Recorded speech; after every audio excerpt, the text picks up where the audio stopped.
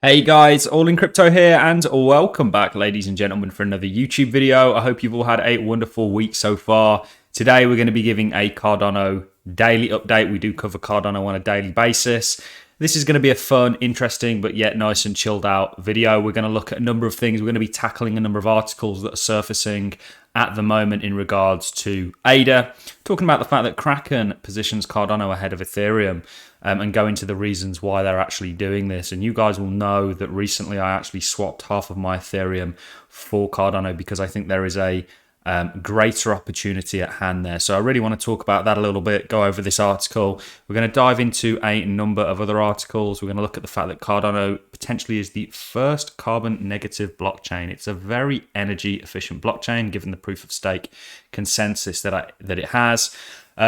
I can't actually remember just how many houses it was the equivalent of in the US. It was either 66 or 660 houses worth of energy a year is essentially what's needed to run the Cardano blockchain. So in opposition with something like Bitcoin that is very energy intense, it really shines and puts its foot ahead of the rest. We're also going to talk, and I'm going to weigh in on the sort of Sunday swap and card starter squabbling. It's going to be very short and sweet what I have to say on this because it's really just backing up what Charles Hoskinson has already commented on it. You know, he's a very methodical thinker, and this, in my opinion, shouldn't even be a topic of discussion. Sounds contradictory with me bringing it up, but this should have been handled privately and not publicly. It's extremely unprofessional and ultimately damages the Cardano name by this being aired in the public. You don't air your dirty laundry in the public view.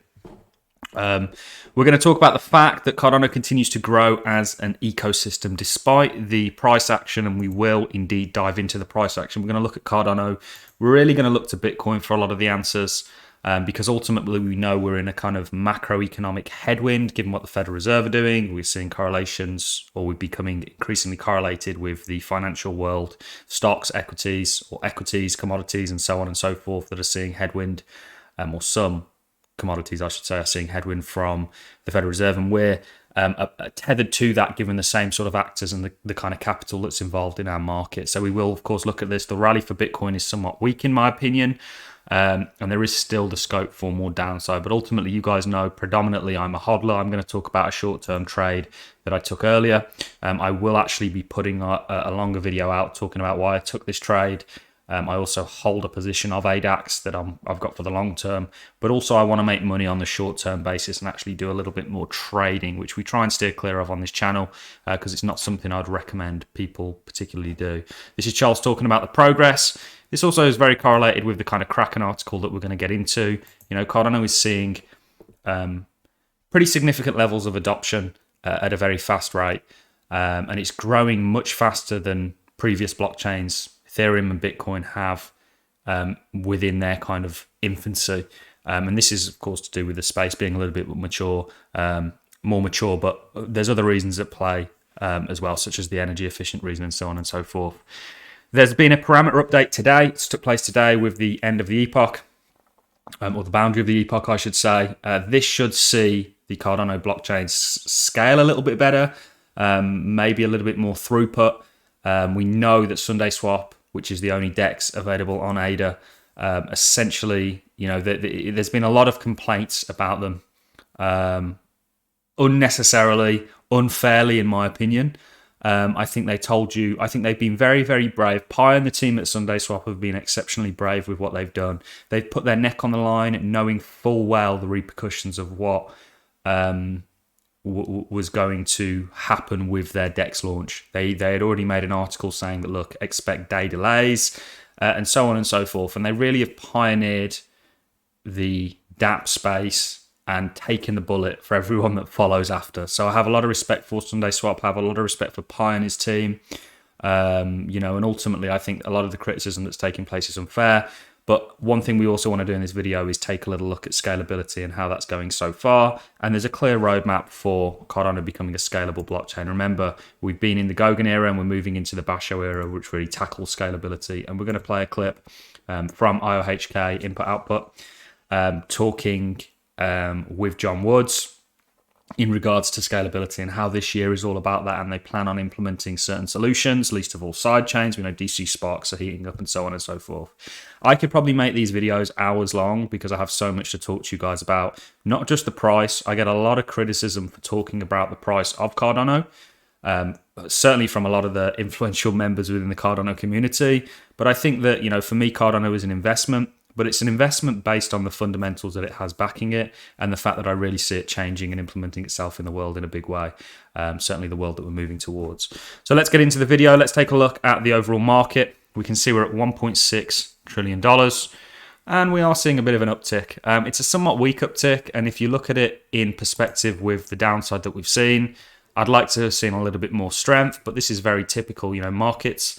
It's kind of like if you get into a car crash, you're going to be a little bit more hesitant to get into a car. You're not just going to jump straight back into a car, depending on what kind of person you are.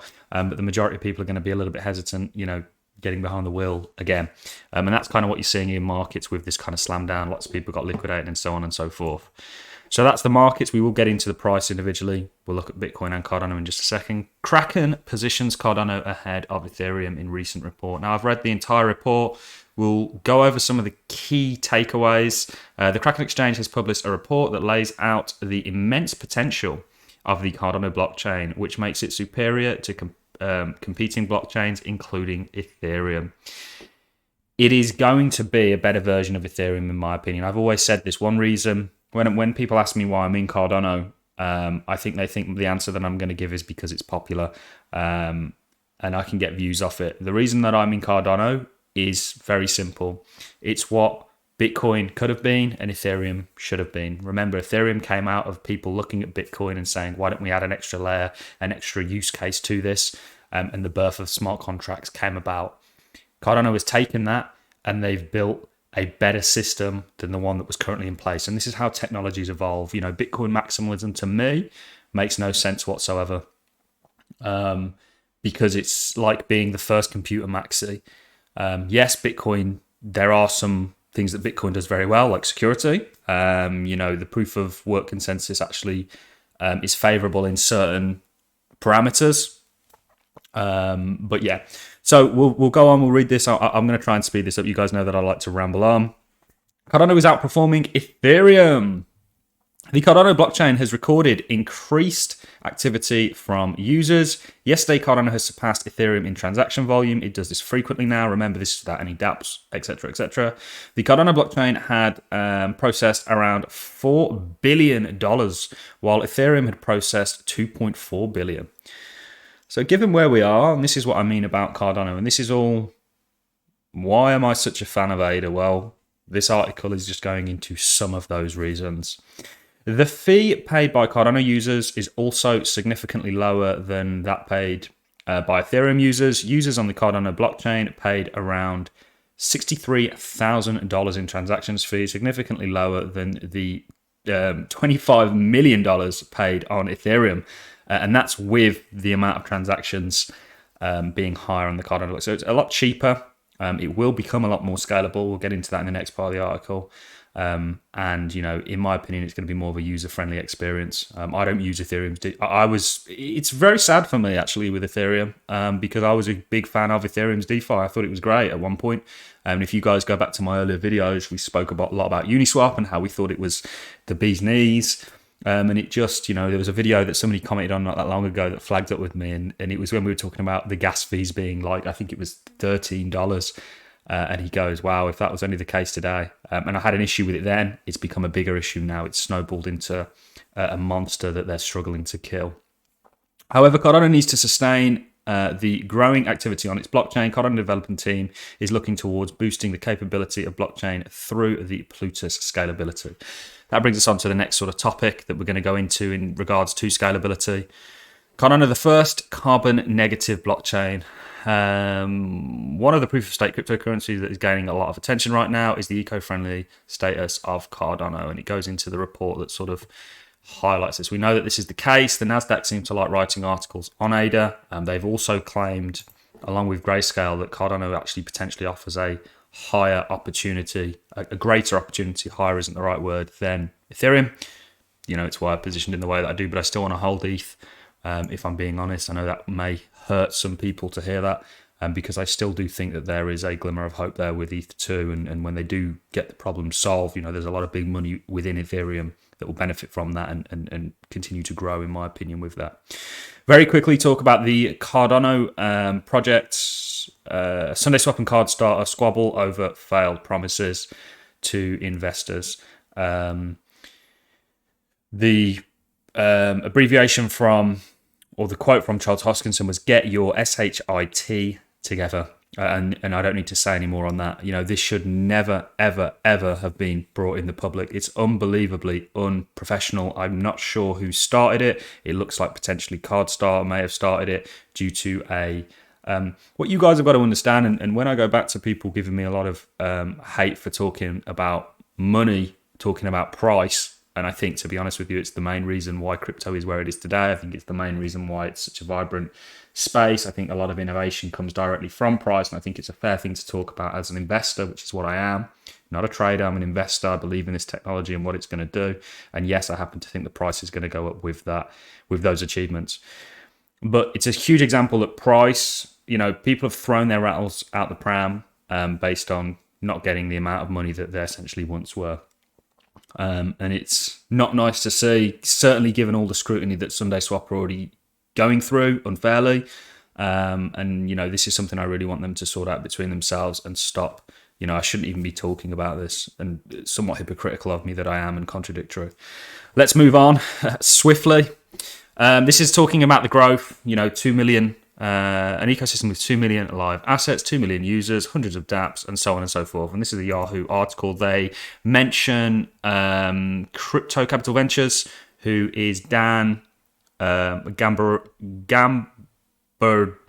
I hope I've not butchered that name. Dan is somebody who I watch on and off. I don't really have the time to watch many YouTubers, but he is one of the largest Cardano YouTubers, Twitter influencers, I should say, that there is, and he does a very good job of it. Very, very good marketer, etc., etc. And it was a great interview that he did with Charles.